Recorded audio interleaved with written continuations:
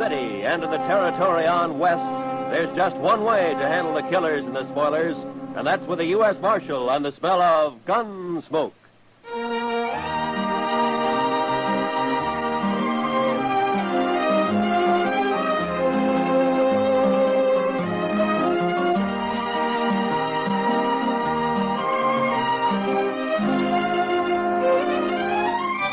Gunsmoke, starring William Conrad.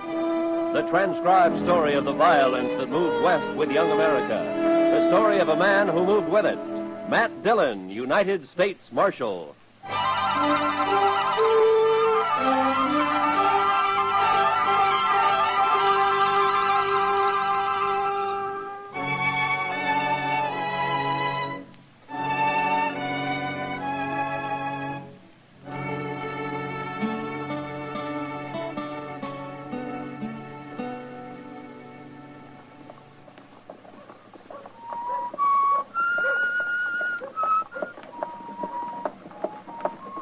Marshal.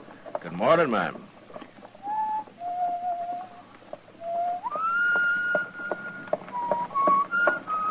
Kitty! Hello, Matt. I didn't see you sitting there. Well, I know. Sit down, sit down. There you are. How do you like my outfit? Ah, I never saw you in a riding skirt before, Kitty. You been riding side saddle? For the first time in my life.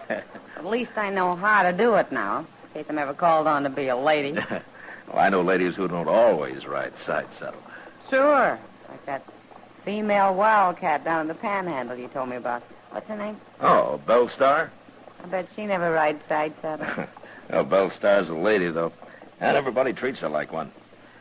Even though she has to use a six-gun to make them do it. Maybe I ought to try that. Yeah, it takes more than a six-gun to make a lady, Kitty. That's a funny way of putting it.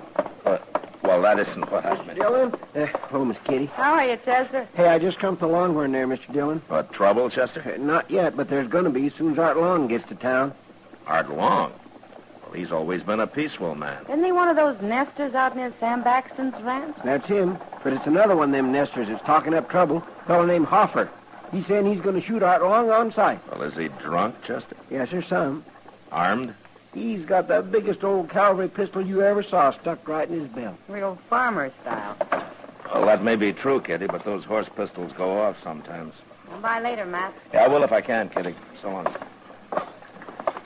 It sure sounds like he means it, Mr. Dillon. Oh, why does he want to kill Long, Chester? Well, sir, he didn't say. Yeah, maybe he's just drunk and wants to shoot somebody. No, Anybody. Sir. No, sirree. Hoffer's pretty certain about who it's going to be. All right, Chester. Don't stand too close in case he puts up a fight, huh? No, sir. And all you bully grubs, shut up and listen to me. When Art Long gets here, you're going to see his blood all over the floor. Right there. Or maybe right over there. I don't know just where yet. Your name, Hoffer? Barnaby Hoffer. What's the trouble between you and Art Long? You friend of his? That doesn't matter. Yes, it does. Because if you're a real good friend, I might take it to mind to shoot you, too. I'm a U.S. Marshal, mister, and you're not going to shoot anybody. Oh, Marshal Dillon, huh? I'll take that pistol, Hoffer. Okay, Marshal. Take it. All right. Now tell me what this is all about. I don't need no pistol. He's got a knife, Mr. Dillon! Drop it, Hoffer. I said drop it. No! I'm going to cut you again. Give me that knife back. You're kind of hard to convince, Hoffer.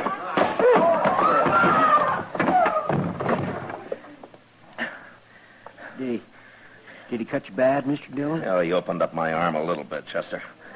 I better go see Doc.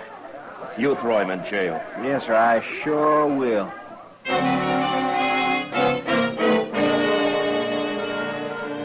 There's a saying that it's the gentle horse that's most dangerous. You don't watch him close enough. And so with Barnaby Hoffer, a farmer who hands you his old horse pistol and then snatches an 8-inch knife from the back of his belt. Well, Doc took a few stitches in my arm and told me to come back in a couple of days. And I did. And it looked pretty good by then. At least I thought so. You're going to have to watch that cut, Matt. There might be an infection in it. What are you talking about, Doc? Looks as clean as rain to me. Well, how do you know what that idiot's been using his knife on? Probably sticks hogs with it all day and uses it to clean his boots at night. Yeah, sure, but my arm bled a lot. That got it clean. That and all the turpentine you poured into it. Hurt, didn't it? You know, someday, Doc, if my luck holds, I'm going to get a chance to work on you. Oh, no, you know, I'd sooner die. I'd sooner lie in the snow and bleed to death all alone without anybody around even to bury me. How did you get in the snow, Doc? Oh, I just hate snow. Oh, yeah, I forgot. Oh, come in. Oh, hello, Chester. Doc, Mr. Dillon, Art Long's been killed. What? Yes, sir. A cowboy just come into the office and told me. Said he rode by his cabin this afternoon and he found him there laying right in the door. Barnaby Hoffer must have done it. Hoffer? I thought you had him in jail, Matt. Well, I turned him loose next morning, Doc. He seemed calm enough then. I guess I made a mistake. I guess you did, all right.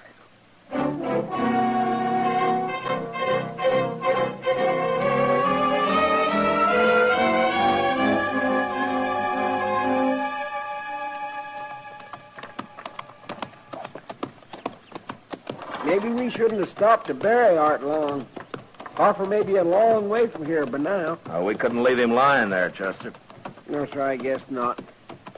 Poor fella. Well, there's Hoffer's cabin. Yes, sir. Hey, we've done pretty good at that. It's hardly past daylight. Looks like his door's open. Yeah, then he must be inside. He wouldn't go off and leave his door open. No. Hey, wait a minute. Look over there, Chester. Why, it's him. Oh, he looks dead. Yeah, come on.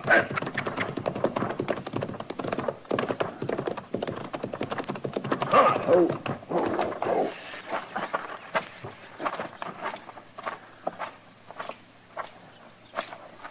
He's been shot, Mr. Dillon. With a shotgun. Just like Art Long. Well, he's still breathing. Hoffer? Hoffer. It's Marshal Dillon, Hoffer. Hey. Marshal. I'm tore all apart. Took a load of buckshot when I opened the door. Who did it, Hoffer? Did you see him? Sam Baxton. He did it. Sam Baxton? Who killed Art Long, Hoffer? Did you? Art Long. Is he dead? Yeah. Both of us. Dead. I don't want to die.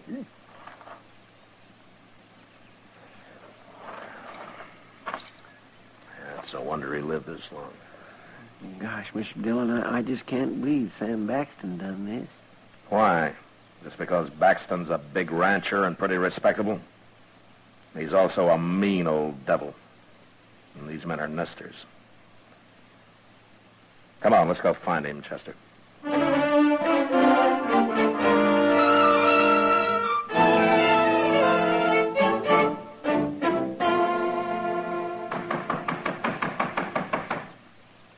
Hello? Anybody home? Why, it's Marshal Dillon and Chester. Hello, Miss Oh, Baxter. ma'am.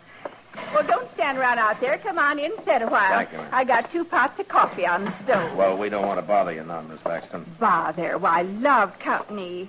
And besides, you don't get out this way very often, Marshal. You're just going to have to stay and eat dinner with us.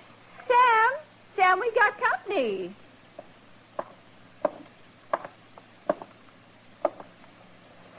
Hello, Baxton. What are you doing here, Marshal? Why, Sam, that's no way to... Shut up, woman. Please, Sam, don't talk like that. Want to get whooped instead?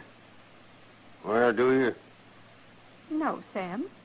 I asked what you're doing here, Marshal. Yeah, Yeah, I heard you. Well, say it out. We're busy around here. You know Art Long and Barnaby Hoffer? I know 'em. Dirty nesters. Well, they're both dead, Baxter. Good. Oh, no. They both got killed the same way. What do I care how they got killed, as long as they're dead? I'm going to tell you anyway, Baxton. Each of them, when he came out of his cabin first thing in the morning, was killed by a man waiting outside with a shotgun. Oh, you know all that. You weren't there. Barnaby Hoffer was still alive when we got there, Baxton. Still alive. He died pretty quick, but before he did, he told me who shot him. Did he? And who was that, Marshal? You? Oh, no. No, it couldn't be. I'm sorry, ma'am, but that's what he said. I'm going to have to arrest you, Baxton. Arrest me? On the word of a dead sodbuster? Who's going to believe it? The court will decide that, but it's enough evidence to hold you on. What makes you think Hoffer wasn't lying?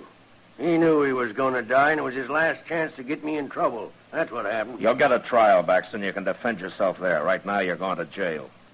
I'm charging you with 2 murders. But Art Long was dead. He didn't tell you nothing, Marshal. He and Hoffer were killed exactly the same way, ma'am. Looks like one man killed both of them. Come on, Marshal. If we're going to jail, let's go. And you stay out here, woman. I don't want you running into Dodge all the time I'm there. All right, Sam. And don't go talking your fool head off to everybody about this either. I won't. When we get this business over with, Marshal, I'm going to give you a lot of trouble. You're going to wish you never come near me.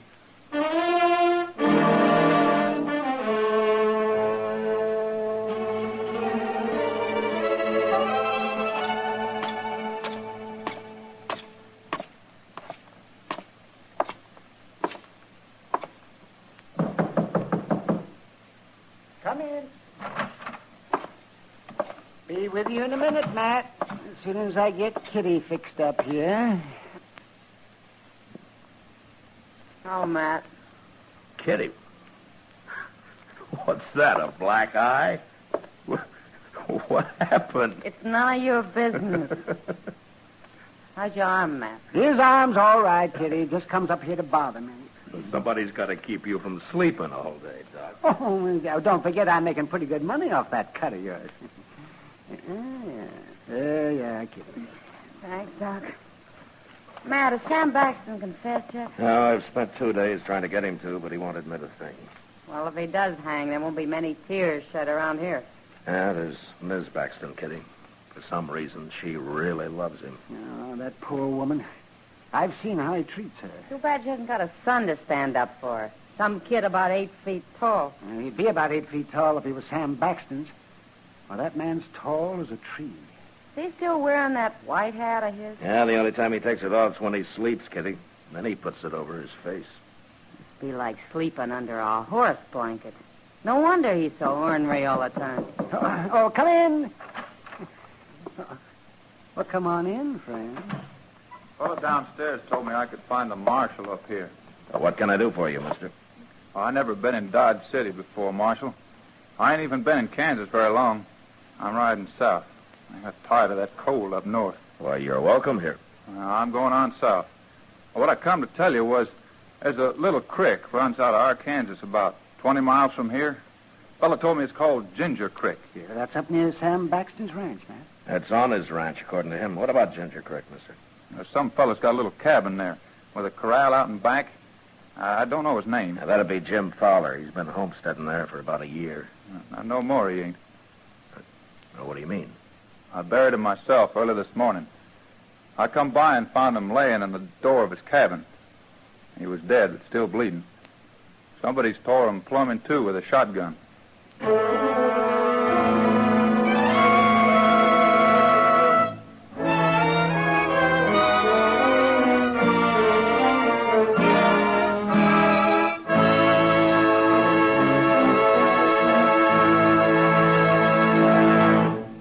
We will return for the second act of Gunsmoke in just a moment. But first, Radio's outstanding theater of thrills, Suspense, launches its new summer series Tuesday nights on most of these same stations with more spine-chilling stories packed with excitement and well calculated to keep you in suspense.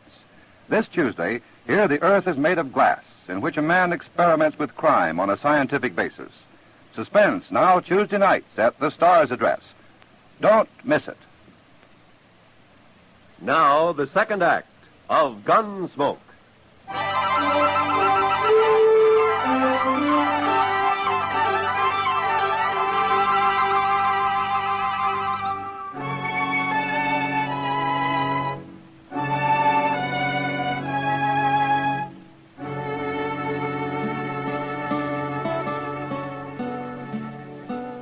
Mr. Dillon, look at there.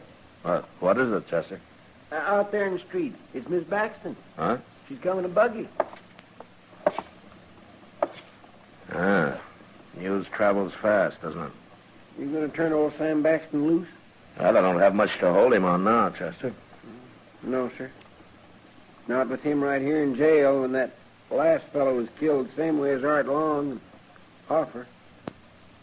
Shucks, I guess he was telling the truth after all. Yeah, it looks that way. Well, I'm glad for Miss Baxton anyway. I'll open the door for her. Well, morning, Miss Baxton. Hello, Chester. Come right on in, ma'am. Thank you. Hello, Miss Baxton. Marshal Dillon, I'm sure glad to see you this time. Well, I hope there aren't any hard feelings, ma'am. Oh, you was only doing your duty. I respect that. Oh, where's Sam? The cells are out back. Oh, you haven't turned him loose yet. No, ma'am. It's too bad about Jim Fowler, Marshal, being killed that way. But it was just like the others, wasn't it? The same man killed all three of them. And Sam was right here in jail. Well, I was just saying to Chester, news sure travels fast. How'd you hear about it so soon? It just happened this morning. What? One of our cowboys rode by there about noon, Marshal. He come straight to the ranch and told me about it. Would you let Sam out now? I'd like to get started for home.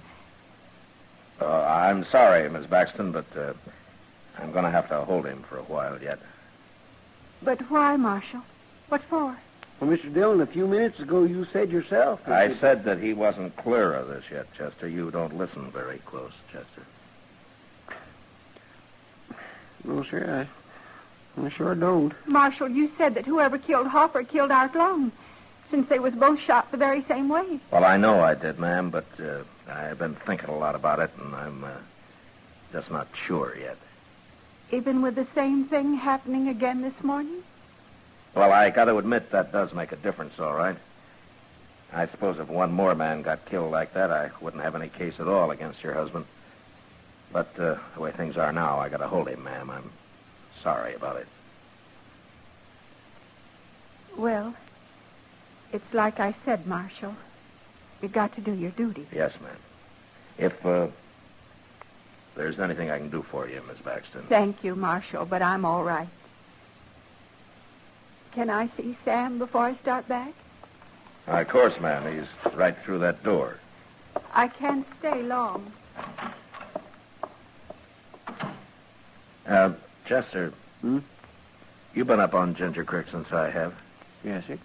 Isn't there another nester there not far from Jim Fowler's cabin? A couple of miles beyond there's one. I don't know his name, though. No, that doesn't matter. Chester, go get our horses, huh? And bring a horse for Sam Baxton, too. He's going to go up there with us.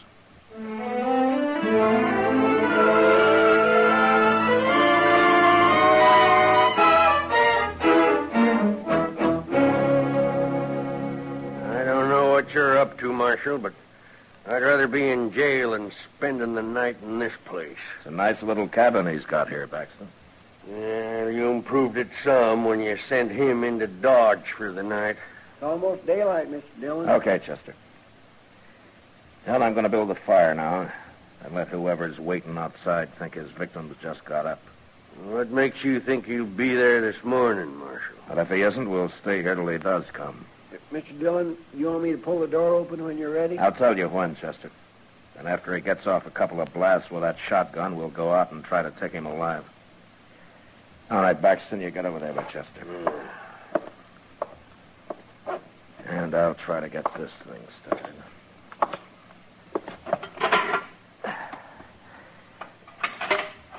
All we're going to need is a little smoke going up through the chimney. Maybe we can come back when it's all over and cook a little breakfast, Mr. Dillon. We'll worry about breakfast later, Chester. Yes, sir.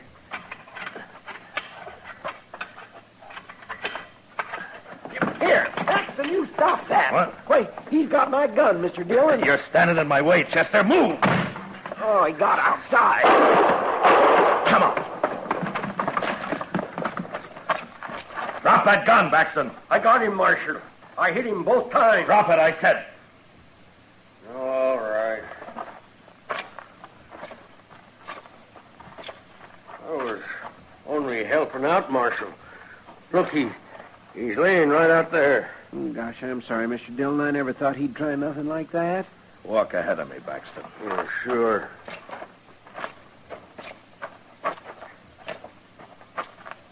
Oh, Marshal, look, it's my wife. Yeah. She's dead. I didn't know who it was, Marshal. I couldn't see who it was. How'd I know she was doing this? Going around killing people. Your wife shot Jim Fowler yesterday morning. I didn't know she hated nesters that much. Well, it's kind of hard to believe, Marshal. Yeah.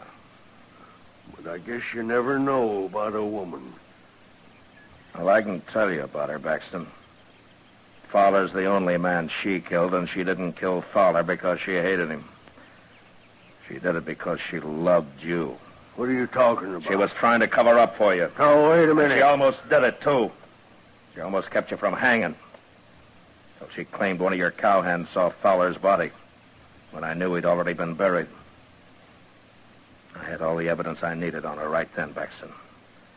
And the biggest mistake you made was killing her. I didn't know it was her. You knew. But what you forgot was that she'd have confessed to killing Wong and Hoffer. Why would she? Because she loved you.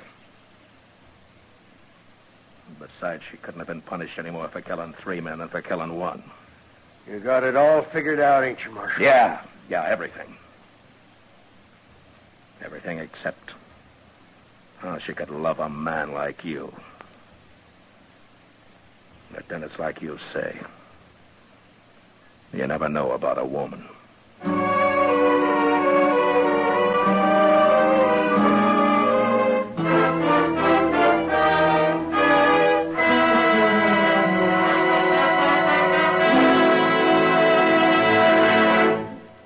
Gunsmoke, transcribed under the direction of Norman MacDonald, stars William Conrad as Matt Dillon, U.S. Marshal. Tonight's story was specially written for Gunsmoke by John Meston, with music composed and conducted by Rex Corey. Featured in the cast were Joseph Kearns, Helen Cleve, Paul Savage, and Clayton Post. Parley Bear as Chester, Howard McNear as Doc, and Georgia Ellis as Kitty. Roy Rowan speaking. Join us again next week as Matt Dillon, U.S. Marshal, fights to bring law and order out of the wild violence of the West in Gunsmoke.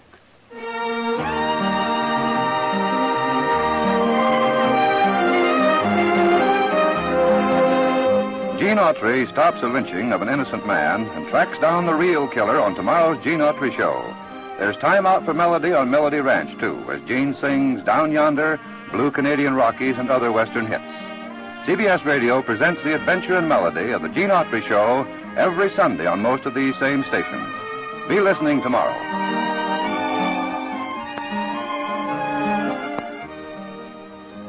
Meet William Demarest and Hope Emerson as the Cobbs, Sunday nights on the CBS Radio Network.